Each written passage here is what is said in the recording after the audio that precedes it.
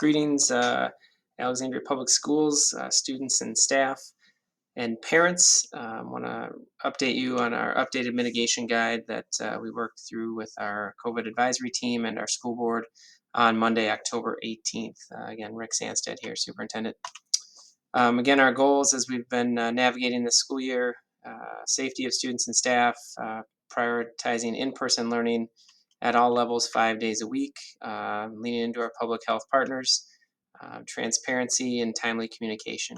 And again, um, continue to actively monitor our local COVID data, which is really where this update comes from.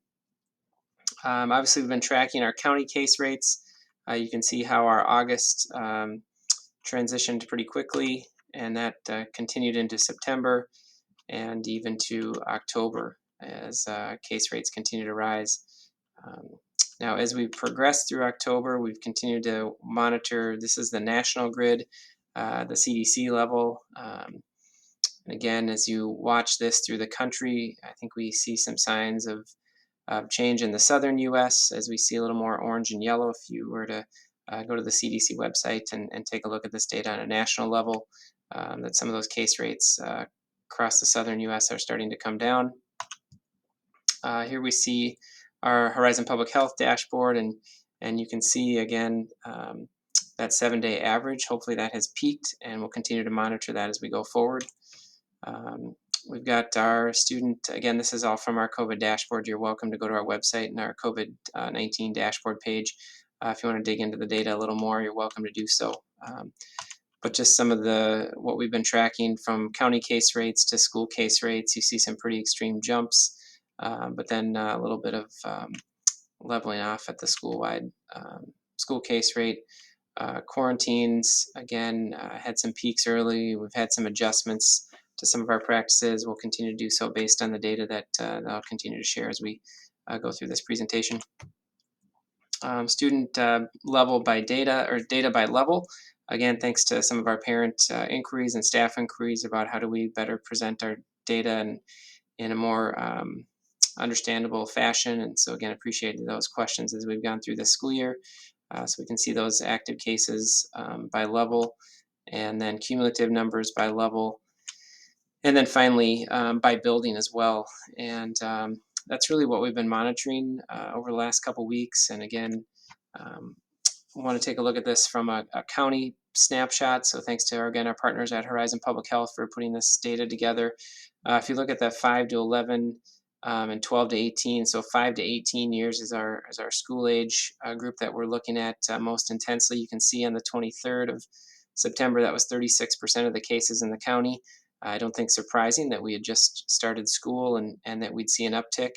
Since then, you see this trend line going the other direction, and we were as low as 12% of the cases, and now we're right at 16% in the county for school age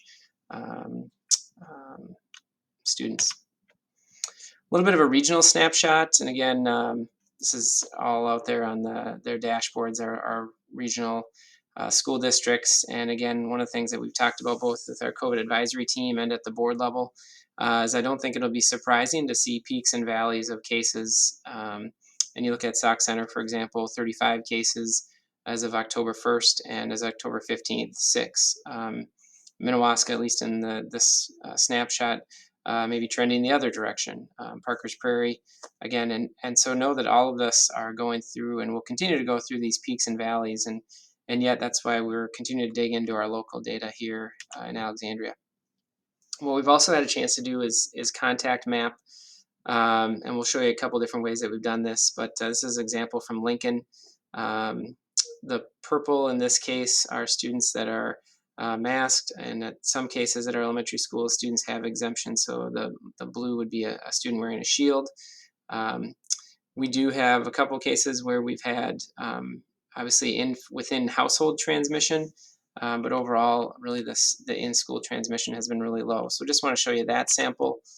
This is a similar sample, but at the high school level, students do have access to vaccine as well. And so the purple represents students that either are wearing a mask or vaccinated. And so again, what we're seeing through our contact mapping is very little spread through our schools. Another way to look at this These are the cases at Lincoln Elementary from the start of the school year. Um, and again, you can see, again, not in circles, but in a spreadsheet, a little less data intensive from a tracking standpoint. Um, Again, and this is where we may have had a transmission, or that there was a family member impacted by that. But otherwise, you see, I think, really good reduction in transmission in schools. Again, at the high school level, two close contacts out of all the cases from the start of the school year. And again, as you look at this too, you can see where our quarantine practices, how might we um, modify those to, again, keep students in school, keep students safe, reduce spread. Again, you can see the purple here are students that are vaccinated or wearing a mask, um, and just gives you some perspective on how that's playing out.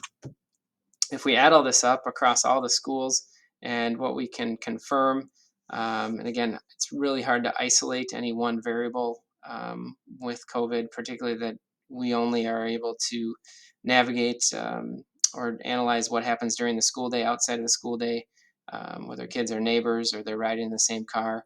Really hard to track where the spread might be coming from, but really, if you look at this overall data, and again, I want to thank our parent partnerships. Had a parent who has some background in analytics that really helped to create this, and appreciate that support as we've navigated the data here to start the school year.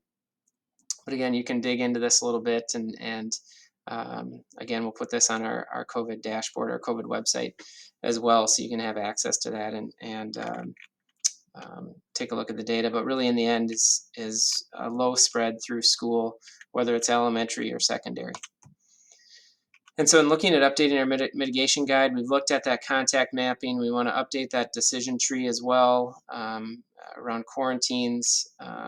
Look at site level, classroom level guidance, and then continue to monitor household contacts. I know that's been frustrating for a number of families as well, and we'll continue to monitor that data. So as you look at this updated mitigation guide, looking at school level indicators and classroom level indicators that you can see here, and how those play forward based on these percentages, based on a particular classroom, and how that impacts mitigation measures, including face coverings. So again, you see the tier 3 would have face coverings required. Tier 2 would be encouraged. Tier 1, obviously, we have low transmission if we're in a tier 1 um, stage. Similarly, looking at other mitigation measures as we move through, again, following that quarantine chart, but really looking to reduce that volume of quarantines again and keep more kids in school. I think we've done a good job of that to start the school year. Reduce that spread, keep kids in school, and yet the quarantine piece is something we want to continue to monitor. Um, if you look at these by site level, you can see some of those percentages and how they play out as far as transferring to number of kids. So, 0.5% of 108 kids at Carlos comes out to 0.54 students. And again, um, I wanted to show you this in another fashion, which I think would be my recommendation to follow, is sort of these whole numbers. So again, if we're tier 1 at Carlos, for example, that might be one case in the school. Tier 2 might be 2. And again, if you think about Carlos, Garfield, and Miltona in particular, really our recommendation, or my recommendation, and I think affirmed last night with our COVID team and our board, is to look at those 3 schools at classroom levels, because if you have a family of 4, for example, and you have family exposure, all of a sudden you have 4 kids at Carlos, even though it's not moving through the schools, it's isolated in one family. We want to make sure that doesn't have an impact on those tier adjustments as well. Now, if you look at this, as this is a summary of the data applying these pieces, this data, to our school year thus far. So if you look at where each school has been through each of the weeks, you can see Carlos, for example, 5 cases would have been at a tier 4. That second week of school, and again, this right around this September 23rd is where we saw the greatest percentage of cases in the county with school age kids. If you look at our last couple weeks, really we're living in that tier 1 and tier 2 range, and that's really I think a good sign. Low spread in our schools, low case counts. We want to continue for that to be true. But again, that's what we looked at last night, or sorry, this past Monday on the 18th with our COVID advisory team and our school board, and felt comfortable updating the mitigation guide to take into consideration this local level data. Um, Really the next steps, and I can talk about an optimistic closure here at some point in a little bit, but next steps for us is to take this data, bring this back to our COVID advisory team on Monday the 25th, and make some recommendations of where we might be able to shift tiers. And again, if you look at that trend data, we're looking at shifting tiers down versus up. But I think also being aware that as we go through the school year, much like our surrounding partners, whether that was north of us or south of us or east or west, schools have continued to adjust based on their data, and we would look to do the same. So, at some point, will we um, have masks be optional? Yeah, I would say that's likely for our K-6 students. Will we have the possibility of having to wear masks at our secondary schools? Yeah, that's definitely a possibility. And so know that we'll continue to be responsive to the data and adjust accordingly to continue to keep more kids in school, uh, reduce transmission rates in school, and really want to just take some time and share this updated mitigation guide with you. As staff, as parents, as students as well, I think it's important that you know those pieces going forward.